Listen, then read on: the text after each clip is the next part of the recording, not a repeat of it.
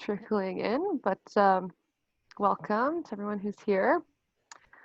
Today, for the new normal webinar, we are with Zeghers, who is, as you can see, from the Gimli Film Festival.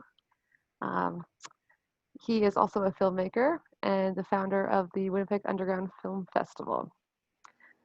His films have screened at festivals and venues around the world, including International Film Festival Rotterdam, Arbor Film Festival, Sheffield Doc Festival du Nouveau Cinéma, DOXA Film Festival, and New York's nouveau. Zeghers has also toured widely, performing his expanded cinema work in Rotterdam, New York, Los Angeles, San Francisco, Oakland, Chicago, Vancouver, Milwaukee, Minneapolis, Toronto, and more. He has worked for the Gimli Film Festival since 2013 when he was hired as the festival's film programmer. And in 2018, he took over as the festival director. The former president of the Winnipeg Film Group and a producer member of Video Pool Media Arts Center and a board member of the Independent Media Arts Alliance. I promise I practiced that, but I still fumbled it. So I'll just hand it off to Aaron. If you have any questions, everyone's muted, so just use the chat and we'll get to it when we can. Yeah, thanks everyone for joining us today. This is going to be fun. I'm Aaron, as Rachel mentioned, and yeah, I'm a filmmaker and the director of the Gimli Film Festival. And basically, I was thrown into the world of live broadcast over the past month or two, I guess, 2 months basically at this point, in late March when everything went into lockdown. And we realized that this is really very likely at that point, kind of in late March, I basically kind of, my hypothesis, I guess, was that, like Gimli Film Festival won't be able to happen like usual, and that we really need to start looking into how we can still fulfill our mandate of bringing critical and engaging cinema to audiences here in Manitoba. And so that kind of took two forms, and the Gimli Film Festival is excited to announce recently here that we'll be offering our festival wholly online this year. And I'll put a little link if anyone's interested in reading more about that. You can check out our website. We're basically offering two separate platforms. One is GFF On Demand. So that's an on-demand platform, kind of separate from today's conversation. It's more like Netflix. So anyone can log in with the pass or with individual ticket purchases and watch films from the comfort of their own home. What we're going to be talking about today is GFF Livestream, which is essentially a live, a timed schedule of live presented events that are going to be available right on our website. So that'll be film screenings, but also filmmaker Q&As after the screening, panel discussions, master class with keynote guests, all kinds of stuff. Even a $10,000 pitch competition will be broadcasting live. So this is, this has been my, toss into this world over the past couple of months, and it's been really exciting because as a filmmaker, I find OBS, which is the main program we'll be talking about today, really fun to play around. It's a fun kind of sandbox to kind of try different things out in, and there's a lot that is possible. And so if you're looking for kind of little projects to do, something that's really fun to do that I've been doing with some of my friends lately is playing board games via Zoom, but using some of the OBS integrations to kind of heighten the experience, shall we say. Another thing you can do is have movie nights of uncopywritten films, of course, by broadcasting with OBS to a streaming platform and having your friends kind of all tune into it simultaneously. There's tons of other applications, but we're going to essentially dive in here. You'll see one of the links, and I'll repost it again here. Just shared it again. Sorry. Yeah, just the Dropbox links here. I'll send it out again here. All panelists and attendees, great. So this is, basically shows you an example of our workflow that we have used for the festival. And I'll just pull this up using the Zoom screen share here. so everyone can kind of see, just to give you kind of an initial idea of how this all works. So can everyone, I think hopefully everyone can see this, and this is the simple workflow just using one computer, so nothing fancy. Like the Gimli Film Festival is going to do a kind of a more complex version of this, but basically, you have a webcam that might be on your built into your computer or added to your computer through a external webcam USB type of thing. Oh, going a bit fast for me. Fair enough. Sorry, I have the tendency to blah, blah, blah too quickly. So thank you for that. And feel free to ask questions on the go. If they're quick and easy to answer, I might answer them on the fly. And if they take a bit more time, we might come back to them at the end of the presentation here. So thanks for your questions, though, and for your notes. So this is kind of a basic, there we go, setup. Here we have any kind of webcam, either built into your computer or bought separately and attached using USB most commonly. Here we have a microphone, so that might be the microphone built into your computer, or you might want to get one kind of like the one I'm using here, which is basically a little blue snowball that I know Creative Manitoba also uses. A really handy little USB plug-in microphone can kind of heighten the audio quality for your live broadcasts. And then basically everything else in this is all broadcast using Open Broadcaster software. So Open Broadcaster software, as it says here, is an open source free program that allows you to live stream a variety of online platforms, live stream to a variety of platforms, including Facebook, YouTube, Twitch, and more. So this is basically a free software. It's open source, which basically means that no one owns the coding, and that enables users and anyone in the world to kind of create new plugins or kind of workaround systems for different problems that might arise. And so you can download this right here on this page here, so Windows, Mac, or Linux. And then also to note, there's a special OBS forms right on their website here, and this is where you go if you ever have technical problems. This is a great place to go. But just Google OBS download, and you'll find the free download for literally any platform. I will show you as well. Where is it here?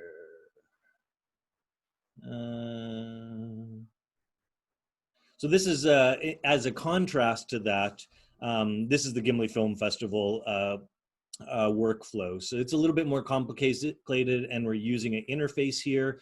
This isn't important for you to know right now. This is just, if you want to do something more complex down the road, this is just an example of us using an actual interface with multiple different inputs. So a camera and a computer with Zoom and a computer with Playback Pro, which is essentially movie playing programs. But don't worry about that too much right now. I just wanted to kind of share that with you.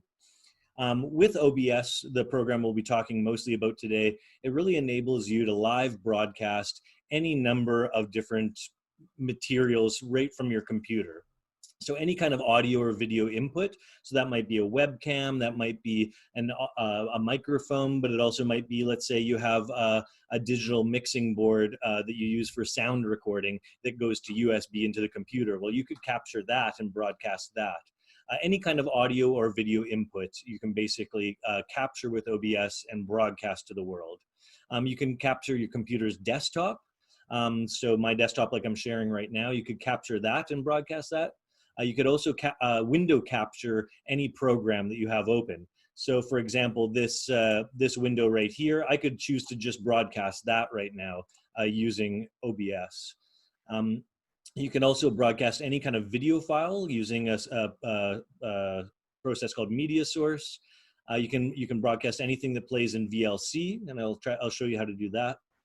And you can broadcast any still image, and it can be just a still image, or it could be part of a slideshow that kind of progresses through multiple images over a certain amount of time that you can set how long each image lasts for.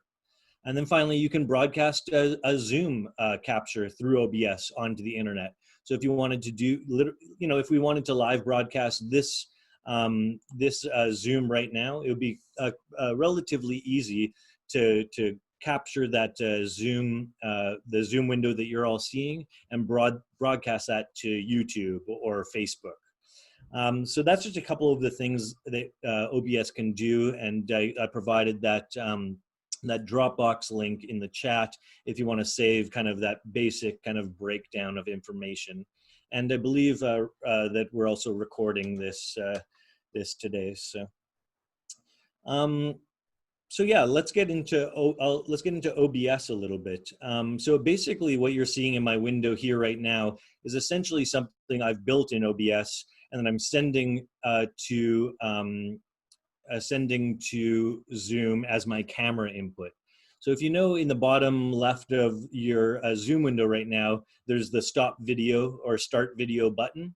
And I'm not sure if you can see that right now, but generally there is. And there's also a little up arrow button that allows you to choose from different inputs. So we'll show you eventually how you can choose OBS as a camera for your input.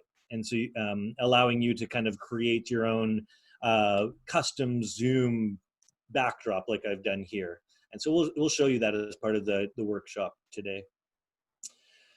Yeah, so I'm just going to screen share again here, and we'll take a little dive into Open Broadcaster Studio. And I see there's a little chat thing. That's for hosts only. Yeah, so when you usually use Zoom, you'll have the audio microphone button and the video button, and with those buttons you can choose your audio inputs and outputs. But that's not a big deal. So hopefully everyone can see my desktop here. So right on the right hand side, you will see in OBS. And this is the advanced view, which studio mode, sorry, which I would this is the regular mode with just one window, but you really want to use studio mode. And what this is basically this on the right is what is currently broadcasting. And on the left is what is kind of what you can kind of queue up as your next thing. So let's say I had technical difficulties right now, I'm just going to transition to this technical difficulties slides that I've created. And this is a little slideshow. It's just 3 images, it cycles through them. If it was before the broadcast, I'd want to switch to One Moment Please. So this is just a still image that I could put up instead. And then this is the more complex kind of thing I've built for today's webinar. Yeah, so OBS is available for all platforms. So if you're I'm working on PC today, and so if you're working on Mac, it will be a little bit different, but all in all, really similar. And especially, I think if you have a background in, especially in filmmaking or video editing or even Photoshop, you're going to really be at an advantage for dealing with this program, because it works in a lot of ways similarly to Photoshop, being that each of these icons down here are kind of like layers. So just to be aware, if you are working on Mac, there are some, some little things that are a little bit more difficult. And the OBS forms are truly your friend. Just type in your question into Google and look to see if you can find solutions. And more often than not, there are multiple workarounds for every little roadblock that you'll find yourself up against. So first of all, the most important thing, this took me a while to figure out, because OBS, when you start creating stuff in it, it's not like a Word document where you have to hit save for it to save. It actually saves constantly as you're going, so you never actually have to save. And that's really confusing, because I wanted to figure out, okay, let's say I have this kind of layout, and let's say that I wanted to create a different layout for a different project. Let's say I'm doing another workshop, or for example, Gimli Film Festival recently did our first ever live broadcast, Manitoba Movie Night. It's happening on the 20th of every month, and we're live broadcasting it right on our website and onto Facebook as well. So that's a really fun thing, but I don't want this setup. I want a different setup, right? So in scene collection up here is really where that's where all of your different scenes will be listed. And so here you can see all my different scenes. You can see Chicken Cam. That is my backyard chicken cam that I've been live streaming. Facebook Live, we did a Facebook Live Q&A. Here's Manitoba Movie Night. So let's check out Manitoba Movie Night and see what happens here. Okay, and here you can see that it switches to this different thing. And so this was the screen I used to kind of introduce the films for Manitoba Movie Night. If we look here on the, I can transition. Oh, no, can't do that. But there's different setups on the left-hand side. So we'll go through these things a little bit later on. But it's just important for you to realize that this is where your different kind of setups will go. Okay, so, and what you do if you want to create a new setup, you can either duplicate your current setup.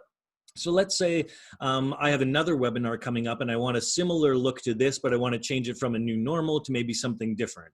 Okay, well, I would duplicate this setup and it would create a new kind of, and I would say, you know, other webinar, and it would create the exact same thing here as a new other webinar, and I could go through and I could maybe start deleting certain things or whatever else. I could, you know, remove the background here and put something else there, right? So that's just really important for you to understand that that's kind of where you go. And remember, you don't have to save. It'll save when as it's going, as you're changing stuff. But if you want to create, for example, okay, I'm going to go back to the new normal. That's great. If I wanted to create, like, let's say a new project, then I would click new, and that would just start you with something that's a new demo project. And this is our demo project that we're going to go through today. And I'm going to show you exactly how I created this setup, essentially. So this is a new demo project, and here we go, and there's nothing here. It's completely blank, right? And so we'll have to go through the process of setting up everything, and I'll show you how to do that. But for now, I'm just going to go back to a new normal. This is the setup that you're seeing here.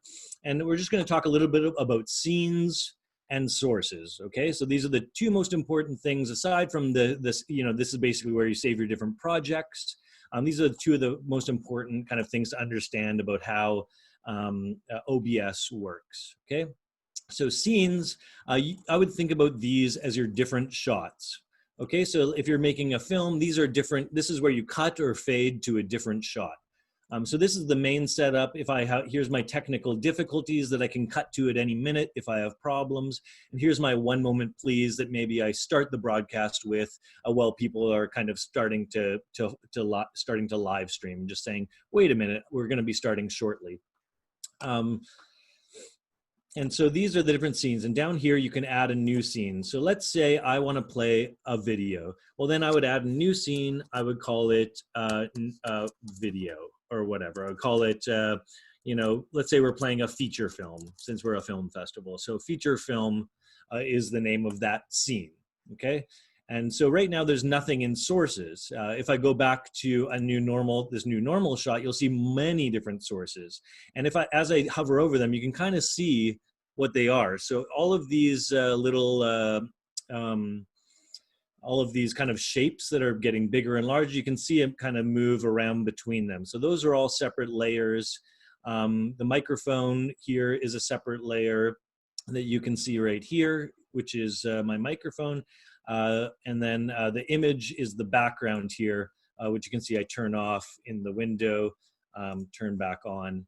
And then the video capture device is actually my webcam. So there I go, disappearing on back on. So as you can see, these little eye icons basically turn the layers on or off as required.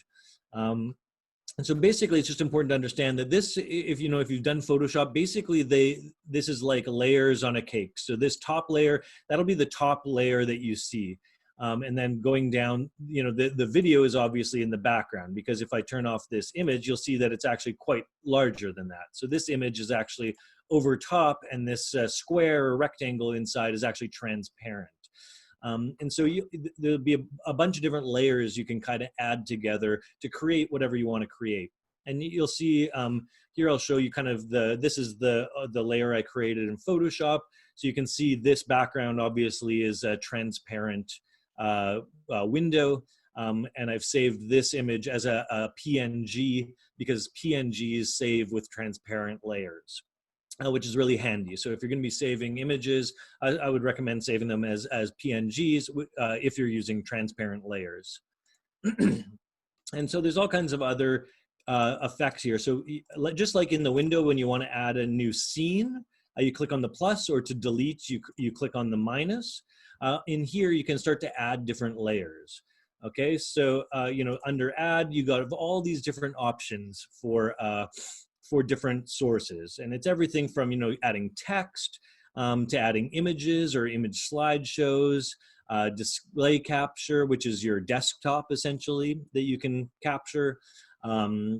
Just a solid color, internet browsers, audio input or output captures, VLC, which is a video playback program, also free and open source, and then video capture device, which is basically any kind of webcam or any kind of video source that is coming into the computer. You can capture through that. And so for the meantime, I guess, is there any questions right now from anyone? They want to see the chickens. Oh, sorry. Yeah, I know. I wish I could, but but this is the thing. Your computer has to be connected to the chicken cam stuff. You know what I mean? So I have actually the chicken cam set up in at home, and let me just see if I have any. I don't think I have any video footage of them, sadly. I do have a question. Yep. I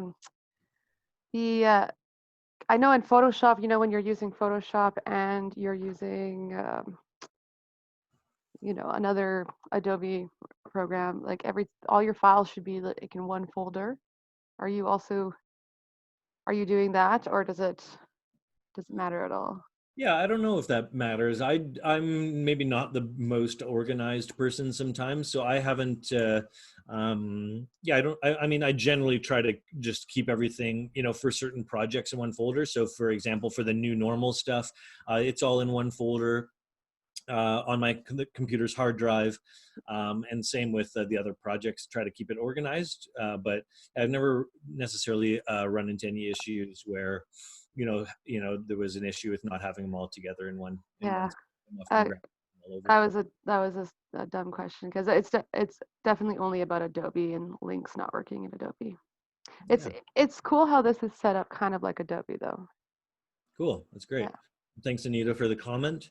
Yeah, so what we're going to do now, basically, is we're going to go to our blank canvas project, and we're basically going to rebuild exactly what you're seeing here that I've created as kind of my, you know, image for the new normal workshop. So just before I do, I'm going to turn my Zoom camera kind of back to just 1 second here. I'm just going to turn my camera to my regular camera, because this will play kind of mess with it a little bit here. So 1 second.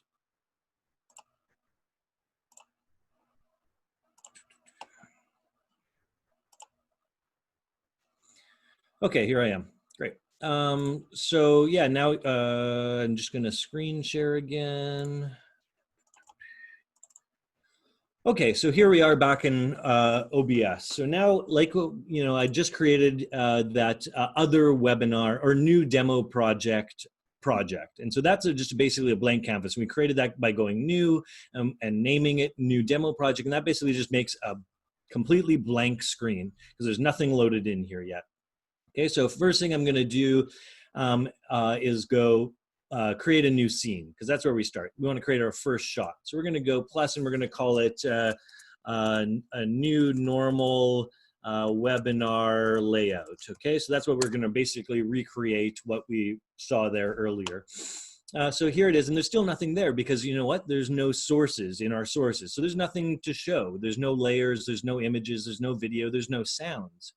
And so here I go. I'm going to add the first image. Let's add the webcam first. Okay, so we're going to go to video capture device. And I'm going to, and something that's really important is that you label all of these items that you add appropriately, okay? Otherwise it's going to get really confusing if it just says video capture device 1, video capture device 2. So we're going to make sure to really name this carefully. And I'm going to say Logitech webcam just so I know exactly what video source that is, okay? And here we go. For me, there's a bunch of different options because I have a bunch of different things kind of installed, but here's the HD Pro webcam, C920. Oh, and there I am. There's my webcam. There's all kinds of different settings here, but I would recommend you leave it on default, device default here, unless it's not working and you need to try to figure out or kind of solve the problem. But that's that. So here I am. And once it's in here, well, I'm really small here. And you can kind of really, you can just grab it right in this window and move it around. You can grab the corners and make it larger. So that's just for the meanwhile, just make it a bit larger and put it more or less in the center of the screen. And so this is kind of the preview area, and this is what's going live. So we'll just transition so you can see something here too. Okay, that's what it looks like. I'm live here. So and this is what I'm previewing. Whatever you're clicked on here will show up in this window. But we want to make something more pretty, right? We want to add this Photoshop image that I created. We want to add that as the foreground, right? So what we're going to do is go plus, and we're going to add an image, right? Because this is just essentially an image file that I've created in Photoshop, and we're going to call it a new normal foreground. We'll call it. We'll hit OK. And then here it's asking you, what is the image file that you want to add? So here's the image file. We're in OBS. So this is where I put a new normal. I put most of my files for this.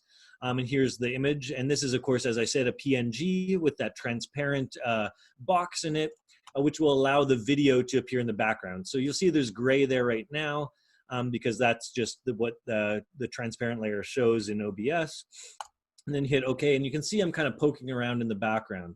And this is where, and something very important is that this is how so you'll see that this new normal image is in front of my video.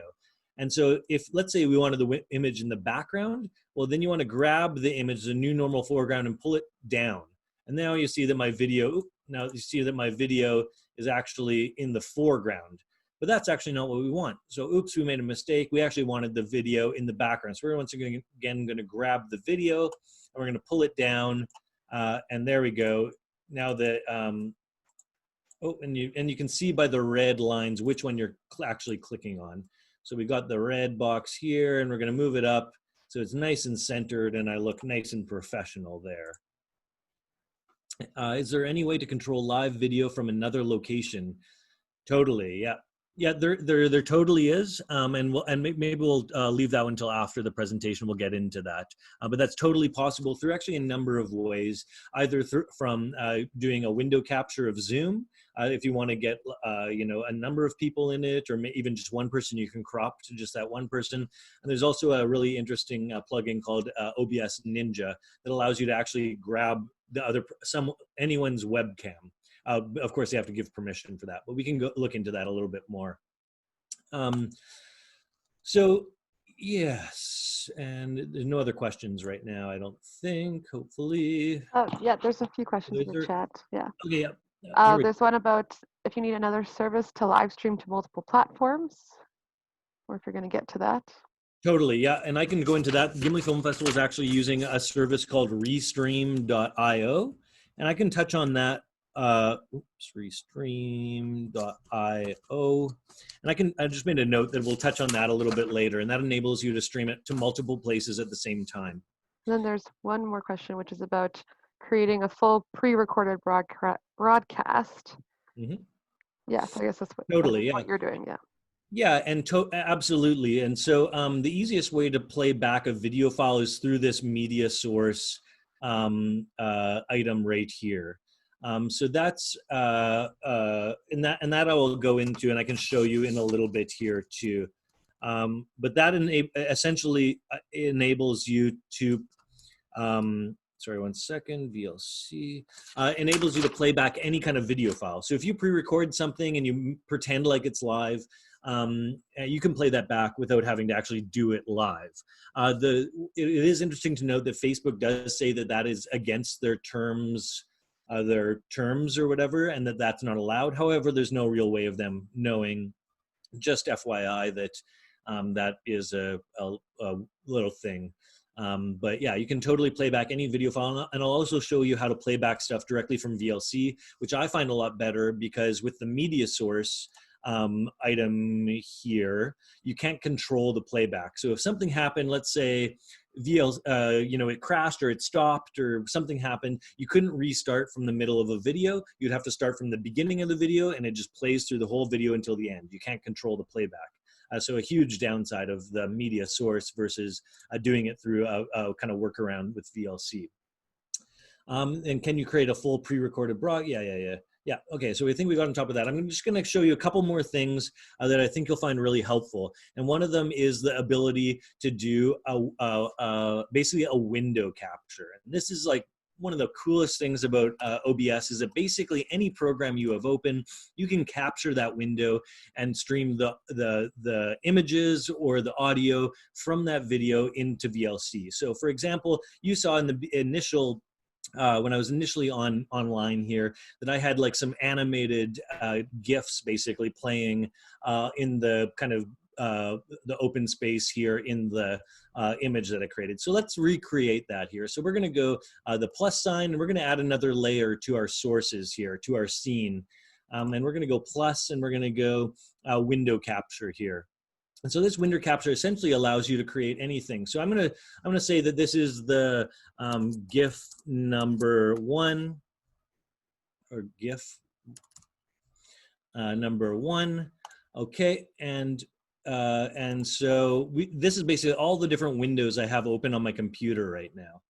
Okay, and so this.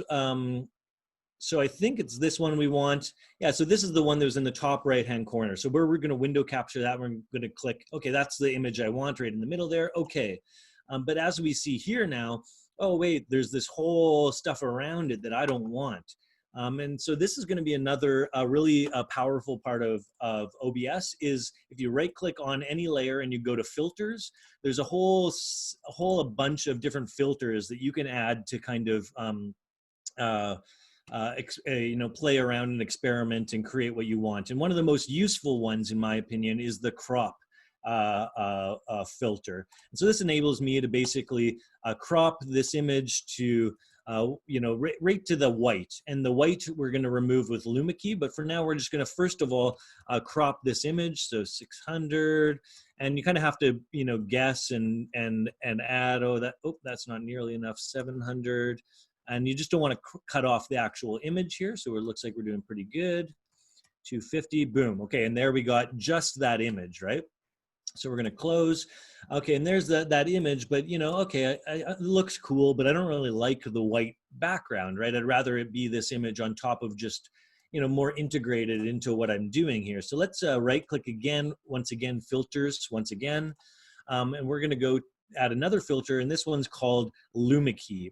And so Luma Key, any kind of key, so the color key, chroma key, or Luma Key, basically will remove parts of the images and instead make it a transparent. Okay, so for Luma Key, as you suggest, it's the lightness of the image that it will then edit out.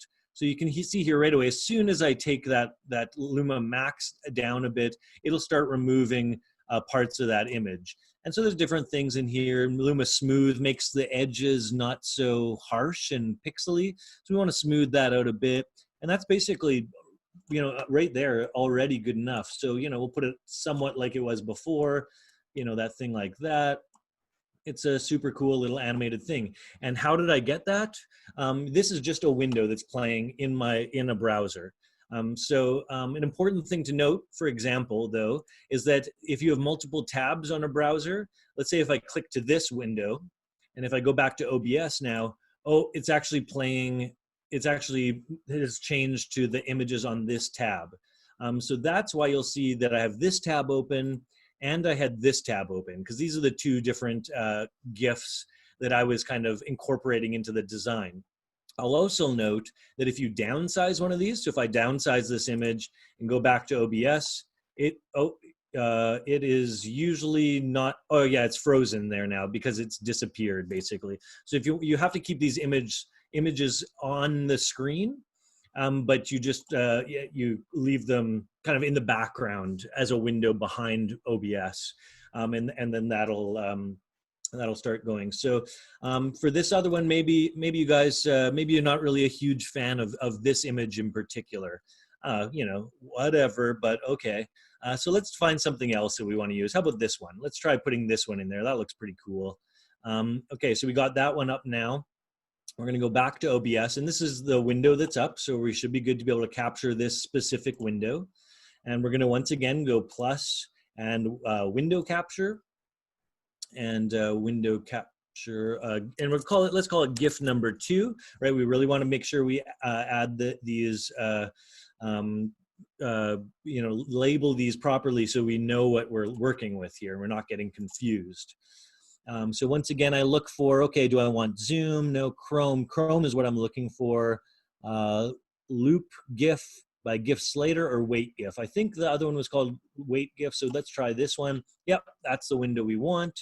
Then we click OK, and there it is. And once again, we're going to go into here, right click, and just FYI, you can change these windows anytime by double clicking on these, on any of these items. It'll bring up the properties tab here. And so, which is also available here in the right click menu. And that just would enable you, for example, to change it to a different window. Say if I wanted to go to my, well, that's not showing up, but go to something else. If I wanted to go bring the wait GIF in again or something else, you can change the input through those. So here we are, we're gonna, once again, we need to crop this image, right? So you all know how this goes, right? Filters, add crop, and okay, and we're gonna go 700, I think it was, 300, oops, no, 300, 700, and 250 maybe, nope, 400, there we go, okay. So we got that, and once again, we're gonna bring it over, we'll bring her over here, because that's maybe where we'll put it. And once again, now we've got to key it out. So just to give you an example here too, you know, you don't always have to use Luma Key, or sometimes it's not the best one. You know, let's try color key. Okay, color key. And this enables you to basically key out any different, oh no, sorry, I'm gonna, so this enables you to just choose the certain colors, or more, the best way is to go to custom color and just try to select the exact color that you want. So we want to key out black in this, right? So we're going to go for black. Oh, and right away, it's pretty much good to go here. We're going to smooth it out a bit again so the edges don't look quite as rough. We're going to play around with it, try to get rid of this black border that's on some of the dots, right? By increasing that. That looks pretty good, actually. Okay, and here we go. And you can resize that and make it bigger. You can add it. Ooh. And so there's all kinds of other filters, and this is one of the fun things really to play around with is, you know, the chroma keys, color correction. There's other things that you can kind of play around with there. And there's all kinds of other plugins and stuff that you can add. So that's essentially how we created this layout. Let me just check my notes quickly and make sure I'm not missing anything. And so remember, you know, once you create this, one of the things to really be, besides the fact that you don't have to save, OBS is constantly saving this, right? So this is constantly saved as new demo project. And if I go to something else, let's say I go to Manitoba Movie Night here for a second, and it loads, here I am in Manitoba, oh, I want to go back to the one I just created, I go back to it, and there everything is just the way I left it, right? So that's, so that is always there. But the one thing to note is that, as far as I know, there isn't an undo function. So if you change something, you kind of have to be aware, I suppose, that you know, tread slowly and just realize that there's no undo function, which is I think a huge downside of this. Can window capture also capture sound? Well, let's, yeah, absolutely it can. So, for example, for the chicken live broadcast, I basically will go to, so here's a new window here. Actually, let's just create a whole new one. Let's go to YouTube. So for the for the Chicken Live broadcast, I often have been looking for natural forest sounds. So I've been using, whoa, this guy. I've been using this video as my chicken feed broadcast. So for example, let's just try that out here. So here's the sounds, and you can kind of hear it through my microphone here, probably. So soothing. Beautiful. Okay, so that's it playing in the background. Let's try to add this sound effect. So that we're going to go plus, we're going to go window capture, and we're going to go, you know, YouTube sound effects.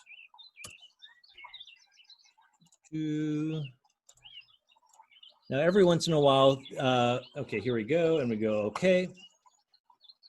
And right now you're looking in here, and this is where your audio mixer is. And right now I'm just gonna mute this a little bit so you not quite. I'll leave it quiet because it is kind of nice and soothing.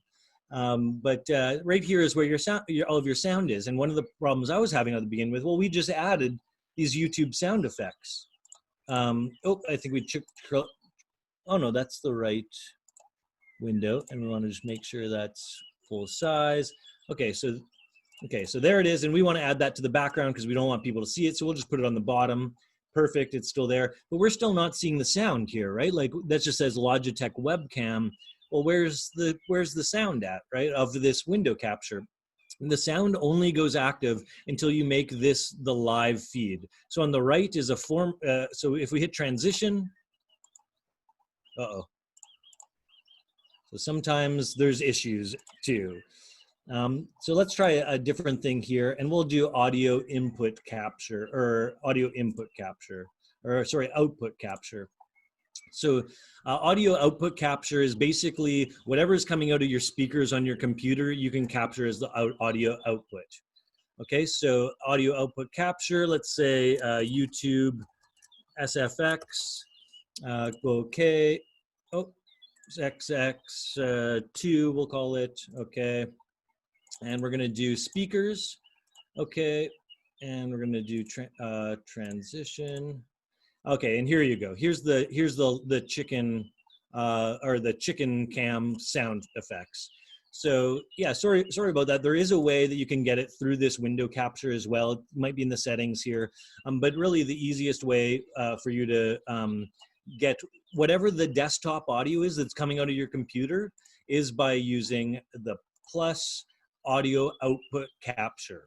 So think about that as the output is whatever's going out of your speakers or headphone jack, and the audio input would be anything like microphones, okay? So for example, let's try an audio input as well, just to help clarify. So let's go microphone. Okay, and here you can see basically all my different inputs. So you see I have the webcam mic, we have my built-in microphone here, and we have the blue snowball mic, which is this guy right here that I'm actually currently using. And so you can choose whatever microphone you want to use through this blue snowball. Okay, and you know, if we go transition, then that becomes live. So I'm just going to delete that for now because it's currently being used by a different, currently being used by Zoom. And that's something else to consider too. If you are live broadcasting to Zoom or with Zoom, there is the possibility of having, you know, your webcam already in use. And so often with a lot of different, with PC at least, if you're using your webcam for Zoom, you might not be able to use it for OBS at the same time, okay? And so that's why when I went to show you how all this is made, that I switched, because I actually have a webcam in my computer and a separate webcam plugged into my computer. So one webcam is actually the camera you're seeing on Zoom, and one, which is this one here, and then the other one you're seeing on OBS, which is this one here, okay? So just to be aware, and also if you're gonna be live broadcasting to Zoom, be aware of feedback loops. And so, you know, you can look up, and you'll see what that happens with that right away. But basically that's when you're taking video source and sending video source to the same place. It's, you know, it's called video feedback. So, you'll notice when it happens. It'll basically create a bunch of replica images going in, and you'll be like, what the heck's going on? And then you realize, oh, I'm actually taking video and feeding video to the same location. So a little bit complex and something you probably don't have to worry about too much. And what's the advantage of this program over something simpler like just streaming through Zoom? Totally. You can totally stream through Zoom. I mean, obviously the advantage is that you can create something that doesn't look like Zoom. I don't know if you're like me, but I'm getting so effing sick of Zoom, sitting on Zoom, the Zoom aesthetic. You know, I just, you know, and it's great for some things, don't get me wrong, you should totally do it. But if you want to do a live presentation, you want to add different sounds like we're doing here, if you want to do, you know, do more, if you want to create this, you know, kind of layout and make something that looks way more professional, way more branded, then this is the way you do it, essentially.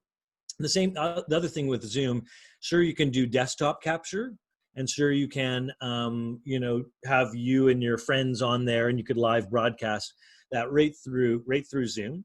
But how do you play, you know, a movie with Zoom? You can do a screen cap and stuff, but it's just limited, I guess, in the kind of the amount of stuff you can do.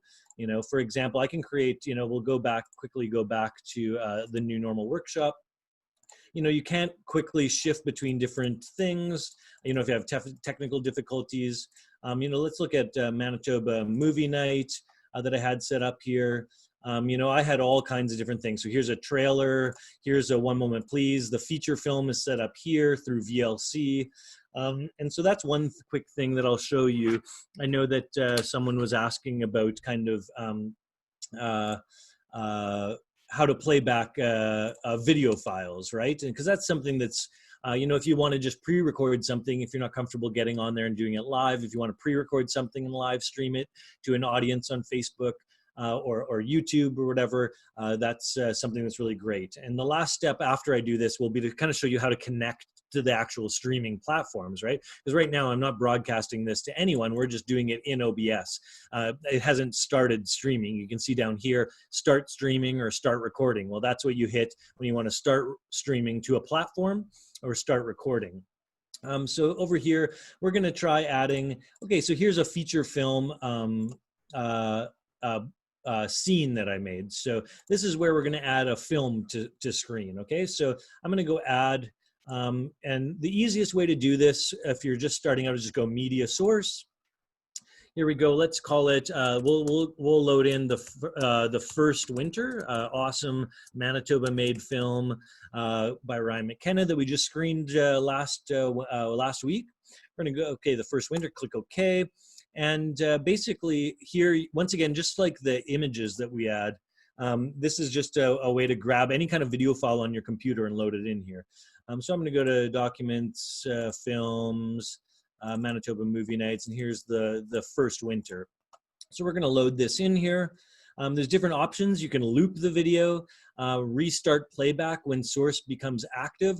This is something I'd highly recommend checking. Otherwise, the film will just play all the time, even when it's not live. By clicking this, when you transition to feature film scene, it'll start playing from the beginning. So that's really important to check. And there's not a whole lot of other stuff there. For you to really, of course, you want the speed at 100% most of the time, unless you want to make it sound like you're a warped record. And okay, so here we go, and basically here we go. I'll transition to this film, and oh, it's starting to play, and oops, oh crap, it's the wrong size. So let's go back to the feature film here. Oh, we see it here, and we're just going to make it bigger here. And under here, you can see that the audio is playing. Although you can't hear it right now. And oh, but this is our output here, so we got to make sure we transition to that and to make it full size since we've changed it, right? And so that's the easiest way to play back a movie right there. And so you could live stream this, you know, video content to any of the platforms. You know, please be aware that most of the platforms have pretty stringent copyright analysis done through waveform analysis. So if you're playing a Hollywood film, you're going to get shut down. If you're playing copywritten content, you're going to get shut down. This is a huge concern for the Gimli Film Festival, and still is, because we're going to be screening a bunch of films on YouTube or on different various platforms. And so we don't necessarily know if we potentially will get flagged. You know, even though we have the rights and we're paying for the films, and the films have paid for the rights to whatever songs or sounds that they're using, it's still possible that we would get flagged and taken down. So that's definitely a hurdle to recognize when you're doing a live broadcast. Do you have any suggestions on how to release the broadcast only to a certain audience, i.e. only subscribers for 3 days rather than stream it? How do you have a suggestion on how to release the broadcast only to a certain audience? Well, you know, I'm not totally sure on that. I mean, one of the ways you could look into that is having some sort of paywall on a website that only allows access to people that have login credentials to basically have to log in to be able to access a certain part of your website. So that's known as a paywall. You know, we're making all of our live stream stuff free, so that's not something we've really had to do. One of the ways that you can do it as well, I suppose, is that YouTube has the ability to make a stream private. So only if you have the link to that actual stream can you access it. So basically, if you have certain people that subscribe, you could email them the link and they could access it that way. And of course, since you're saying 3 days, I'm assuming that would mean that you'd want to leave the video up for 3 days after that. And so there is a function in YouTube where you can either allow the video to disappear as soon as the live broadcast is over, which is what we're doing a lot of the time with film screening, because we don't want people to be able to access the film after it screens. Or you can basically turn the video to private after a certain amount of days if you do leave it up. So that's maybe one of the workarounds for that kind of thing. Basically, most of the platforms will make it available for you to either take the video down, or leave it up. So Facebook, for example, a lot of live videos, for example, those updates we're getting from the government every day. You know, you can still go back and go back in time and watch them from the beginning. Control playback, you can watch them after they've ended. So that's all through the settings of Facebook or YouTube, which are notoriously kind of, in my opinion, user unfriendly. It's really, you really have to spend some time going through the different layers of layers and layers of different kind of settings in Facebook and in YouTube. So one of the last things I want to show you kind of as part of this formal presentation is now how to actually connect this broadcast to a streaming platform, okay? And so this is all done in the settings, under file settings, okay? So we go in here and there's all kinds of settings here, and you know, go through it, check it out. There's other stuff here. Most of it is not super you know, important right away, but there is all kinds of other settings that will allow you to do different things. And advanced settings down here, but stream is the most important thing. So you'll see right now I'm set up to stream to my Twitch account. Okay, so I'm just going to show you, so my Twitch account, if you want to follow along, is www.twitch.tv/tvnbd. Okay, so TVNBD, here we go. And we're looking at this. Oh, there's nothing playing right now. TVNBD is offline. Okay, well, I'm already connected here, and don't worry, we'll show you how to connect if you're not already.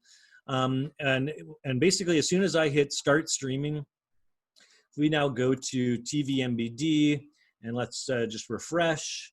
And eventually, it usually takes a couple of seconds. So yeah, you see it's not online yet. Let's try refreshing again. Oh, there we go. You saw it started to connect here. So let's just let it do its thing here, and you'll see that it'll sooner rather than later start to do its connect thing. So here you can see it's streaming, and you can also see the kilobytes per second upload speed. The green icon here means it's going well. And let's look on here again. Why are you not showing up? Come on, buddy.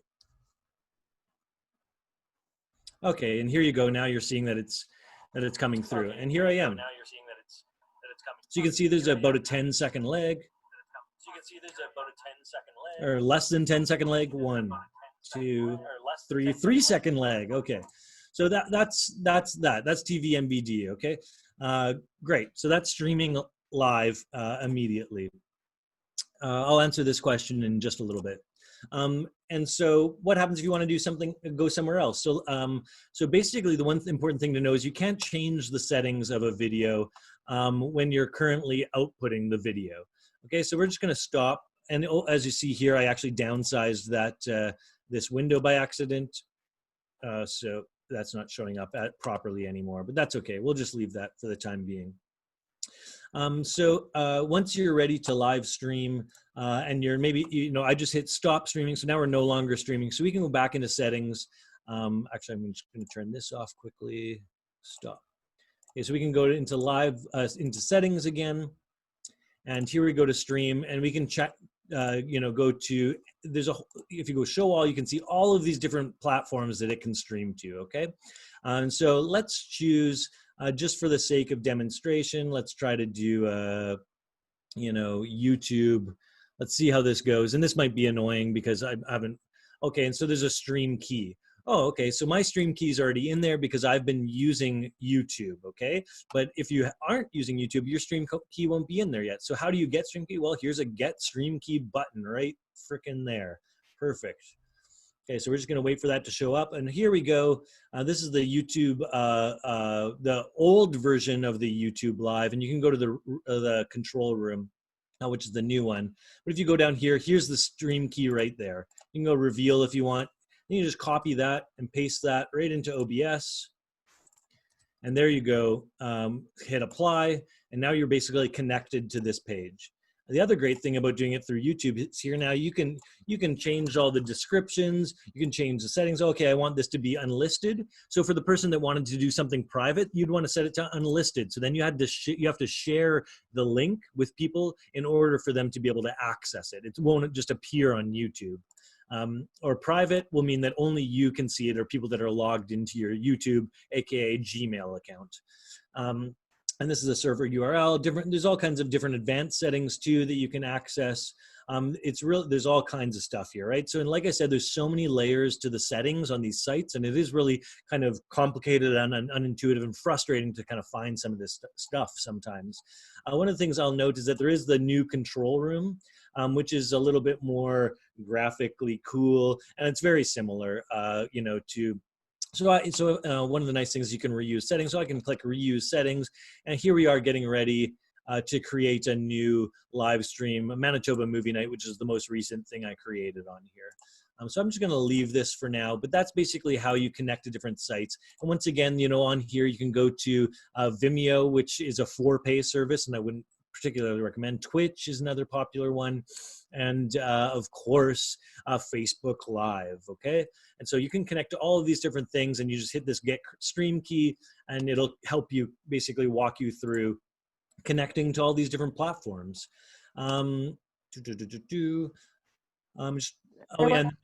There was that question about multiple platforms at a time, right? Exactly, yes. And what I'm gonna do, I should totally show you that too, is through settings here. Back to stream.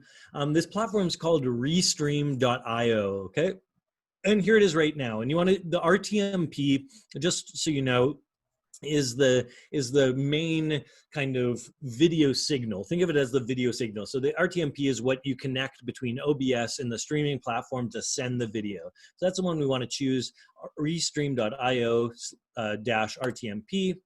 And then here we go. We got to connect our account. And hopefully it'll remember my password, which it won't, festival.director@gimlifilm.com. I think this is my password. Okay. And there we go. It's already connected. Okay. However, what we should do is actually go to the Restream. For Restream's a little bit different. So we're going to go to Restream.io. Here we go. Logging in. Oops. Festival Director. and here's our restream, okay? Yeah, that's, I do not need to know you, finish. Okay, and so these are basically the two different accounts we have set up. For the festival, we're actually also gonna set up the Twitch account so that if we get shut down by YouTube, we can just quickly flick a switch right here and it'll automatically start going live to Twitch instead. And so that'll enable us to have a YouTube player up top and then a backup player a little bit further down. And all we have to try to do is educate the people that we're with that you know, if there's a problem, please refresh the page and try the backup stream. Okay, so this is basically what we use, and we have a paid account for this. I think it was you know, $20 a month. You know, we'll keep it for the next couple months, and then we'll cancel it if we're not using it as much anymore. Maybe we'll keep it for a while. There is a free account. However, you can't broadcast to multiple of the same platforms. So I can't broadcast to, let's say, 2 YouTube sites or 2 Twitch accounts at the same time, which usually isn't probably necessary. But the hitch for us and why we bought the 4Pay account is that you can't broadcast to Facebook pages without it. Okay, so and I think for the free account, you can only broadcast to 2 locations at a time, but you can only broadcast to your personal Facebook page, not your, you know, your business or your you know, organizational page.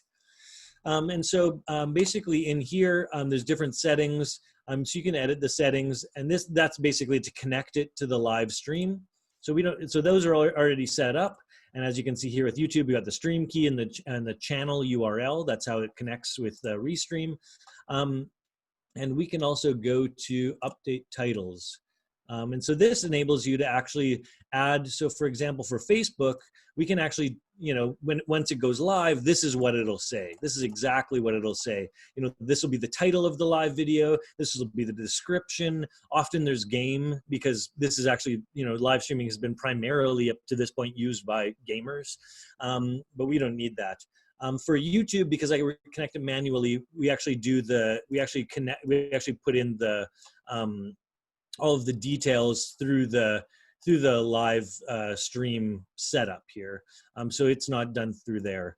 So all of this is really, it takes a while to get the hang of all of this, and it's, you know, it is kind of complicated and all that, right? So you just want to make sure you don't try to do this the day of. You really need to do many tests.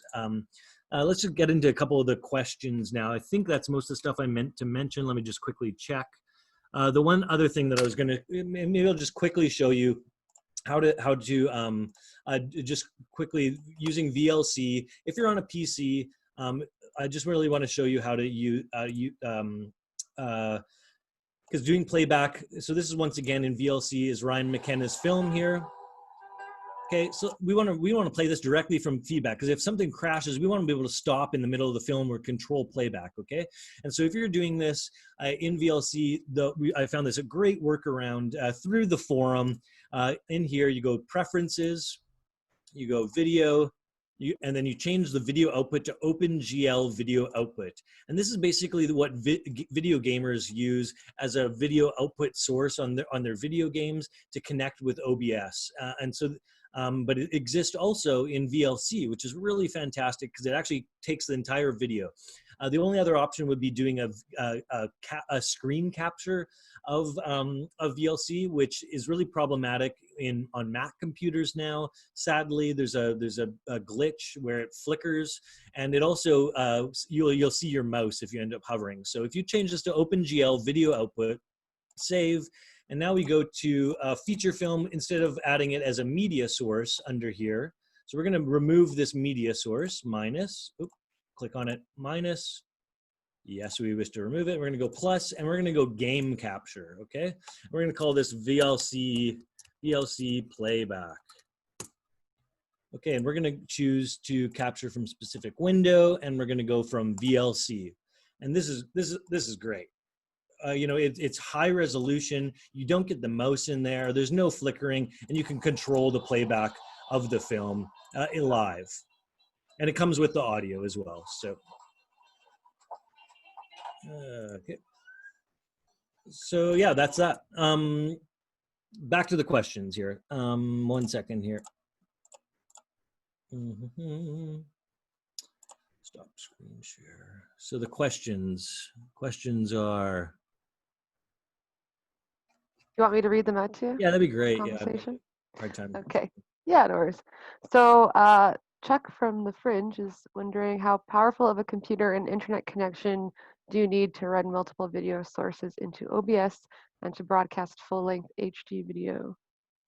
Totally, yeah. So, yeah, that's a really good question, and I'm not. I mean, once again, you know, Chuck, the doing as many tests as you can is totally key here, and YouTube is a great platform for that because it makes it really easy to do private broadcasts.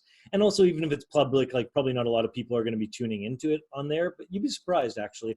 But it makes it really easy to do private broadcasts. I found Facebook, it's really hard to, they make it really difficult to do a private a broadcast, and the setting is really, it's really hard to find anyway. So that's just an aside, but really what you need to do is a test.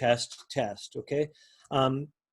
What I will say is the uploading of the actual content isn't really that strenuous. Okay, so like the actual uploading of the video is actually pretty low CPU usage. Okay, so if I go, which am I connected here to? I'm going to switch this back to settings. Hopefully it'll let me do it.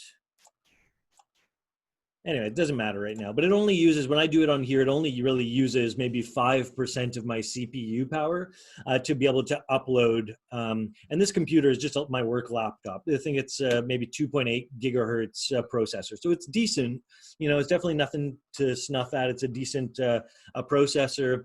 But, you know, once again, you know, the better quality stuff you have, the more resilient it's going to be and the less hijinks you're going to run into. What I will make a note of is that if you're taking multiple video sources in, and if you're layering them like they are here multiple times on top of one another, and you're doing a lot of complex stuff within OBS, that's when it gets stressful. And so that's why we bought the Roland video mixer, so we could have 3 video inputs coming into that mixer, and that mixer instead does the processing of the live feed stuff. And hypothetically, that should really free up a lot of the CPU stuff from the computer in order to allow it to focus more on the upload and also on the recording, right? You can click here to start recording your stuff at any time, and that's going to take up a significant amount of your CPU as well. And you want to be sure that you have lots of internal hard drive space, so you don't all of a sudden run out of hard drive space, which will completely bomb the amount of kind of CPU or like the performance of your computer, and could be really, really bad. So yeah, that's a couple things. I mean, for Gimli Film Festival, we're going to end up renting a computer from Video Pool that they have specifically for VR stuff, and we're probably going to run all of our live streaming stuff off of that. But the reason that we're running everything through a live streaming mixer is to try to reduce the amount of work that one computer is doing. So instead of having the file playback, the recording of the Zoom conversation, this kind of intro graphics all on one computer, you know, we're going to have it kind of try to spread out the work that's being done, basically. So thanks for that question. Do you have to have an account to Restream? Restream is RTMP. So yeah, Restream is, you have to log, it's just like using any other platform, YouTube, Twitch, you're broadcasting to Restream. And that's where, and so you have to create an account, and you can create a free account and try it out. It's completely free for, I think you can go to 2 separate platforms using it, but there are limitations. So and that's yeah, basically how it works. So just think of that as your primary source that you're feeding to, just like if you decided to feed to YouTube Live, you feed there, and from there you connect Restream to various accounts. And yeah, just be aware that, you know, it's not always as simple to broadcast to multiple, obviously, as it is to just one. And this kind of goes into, do you have a favorite streaming platform? And I'll say that when I first started doing this, I was really hot to trot with Twitch for a number of reasons. First of all, I just thought it was really ripe for artistic takeover. I didn't see any real artists using it. It's all video game users, and the content to me on there was all really boring. And there wasn't a lot of accounts already, so you could really get some really cool usernames and stuff. Or like, I don't know, I just thought that there was really some interesting possibilities. And I found that it was super reliable. you know, after watching a couple film festivals go with Vimeo Live, which had huge technical difficulties, but sadly Vimeo is more of like a filmmaker's platform. So I was kind of like, okay, well, we're not using Vimeo for this. It costs $70 or $80 a month just to use their live streaming functions, and you have to buy a year subscription. But also, you know, it doesn't work. You know, just there's huge glitches. And so I was really hot to trot on Twitch. However, you know, the benefit of YouTube is that when people go to use YouTube, if you want the chat to be embedded into the website, which is a little bit difficult, there's workarounds. But if you want to, you know, most people have a Gmail login, so they can immediately start chatting, asking questions if you're doing a panel. You know, Twitch, you have to create a Twitch account and log in order to chat. Twitch also doesn't have the ability to keep your video up after you stream it. It's a live stream only. It does not do video hosting after the fact like YouTube and Facebook do. So yeah, if you live stream to Twitch and you want to be able to upload your video afterwards, you better start hitting you better hit the start recording button down here if you want to record it. Are you running the live stream to your website into a Facebook widget or YouTube widget? So yeah, let's check out the Gimli Film Festival website and see what we're doing here. So basically here, gimlifilm.com/live stream. I think it's, well, let's just go to the main website here. So here's our website, and here's 2020 festival. Oops. GFF live stream. So this is where all of our live stream stuff is going to live. And here you can see once it loads.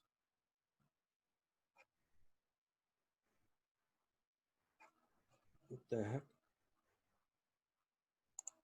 Oh, okay, let's go to Manitoba Movie Night. Sorry, this one's a little bit more set up.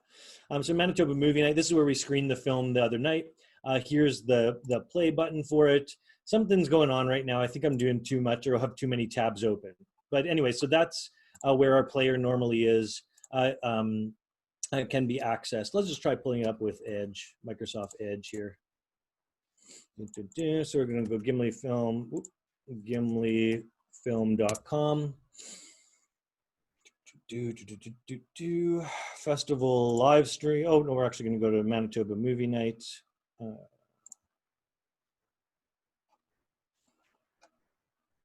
Anyways, and here that's basically the player that people can click on. There's something going on right now.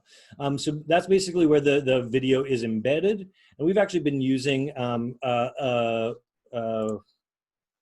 YouTube plugin WordPress Pro Embed Plus for YouTube, but the Pro version of this, so the for-pay version. And this actually enables us to embed YouTube and the chat from YouTube into our WordPress website.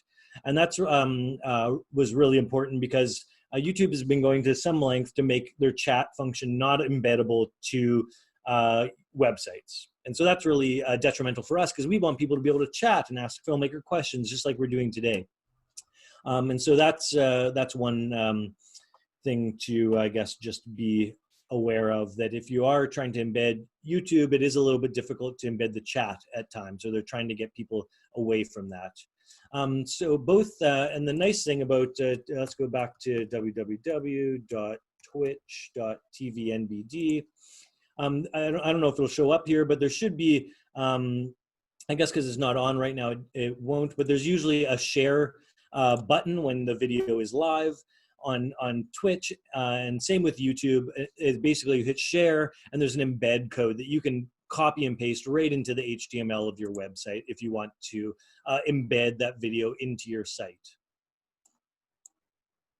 Are you running your audio mixer into the roll-in? Have you had any issues with audio video delay or dropping of frames in the live stream? That's a really good question. That remains to be seen. I think with the roll-in mixer, we're hoping that that we will be able to run the audio directly into the mixer. There are 3 audio inputs, and so that should be enough for kind of what we're doing.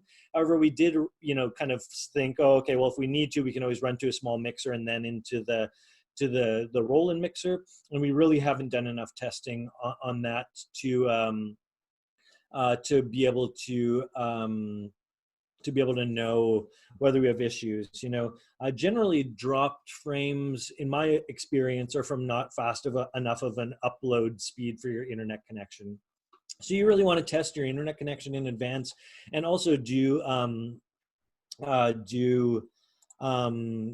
tests in terms of with, you know, OBS. You can actually, it'll actually tell you if you go view docs and you go stats.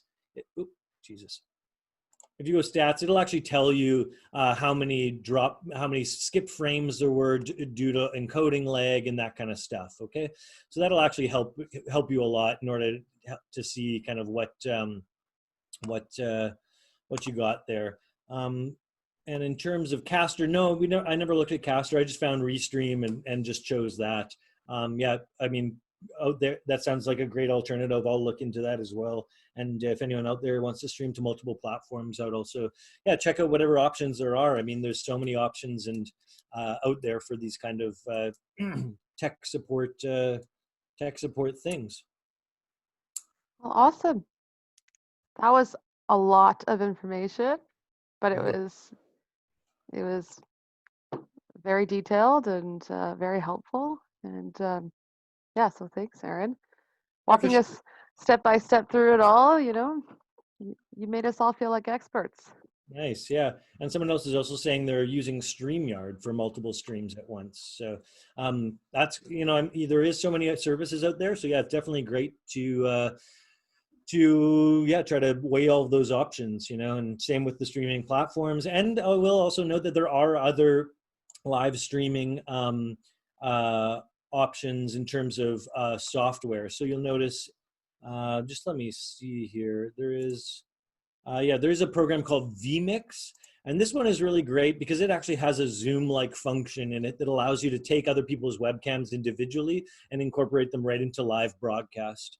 OBS also has a function like that. It's called Obs Ninja, and you know, just Google that and you can see how it works. It's basically a website. You send some to a website, they give you permission to access their webcam, and then you can access it through a plugin in OBS. So there's all kinds of other crazy options. So, you know, definitely check out the OBS forums if you're having issues, or if you want to see if there's other possibilities out there.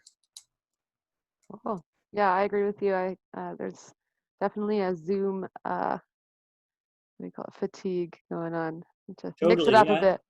Yeah, and it's just the aesthetics. I mean, like there's a film festival that did live streaming, and they had some performance stuff, and they did their performance stuff through Zoom. So you had to watch this performance on Zoom. I just found that to be so kind of distracting, or I just that aesthetic takes you out of the thing. And if you can watch it on YouTube and full screen it, and I just find the viewing experience to be a lot everyone's having staff meetings in it now. You know what I mean? Like everyone's having meetings on it all the time, and it starts to get really grating. Yeah, for sure. Yeah. So yeah, just, you know, yeah, and it just takes it, I guess, a step further, right? Yeah. Well, awesome. And yeah, I will be sending everybody the link to this on YouTube. And thanks again, Aaron. Yeah, thanks to everyone for tuning in, and yeah. And everyone, live broadcasts. Yeah, you can watch Gimli Film Festival on YouTube and Facebook. Well, yeah, for sure. Just check out our website. That's where, and definitely like us on Facebook if you want to check out the stuff. We're gonna have another live broadcast. We're having them our Manitoba movie nights on the 20th of every month. So next up is a documentary on Rachel Brown by Danielle Sterk. Really excited about that. And then our festival goes live July 22nd to 26th, and we're gonna have all kinds of free live broadcasting stuff on our website and on Facebook and on YouTube and every platform you can imagine probably.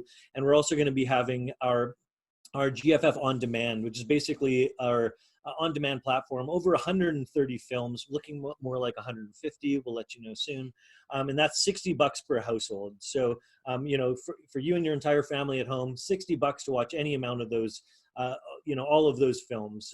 So it's literally as low as we can make that price point. So check it out, and yeah, please follow us. Awesome. Okay. Thanks, Have everyone. a good night. Thanks, everybody. Bye.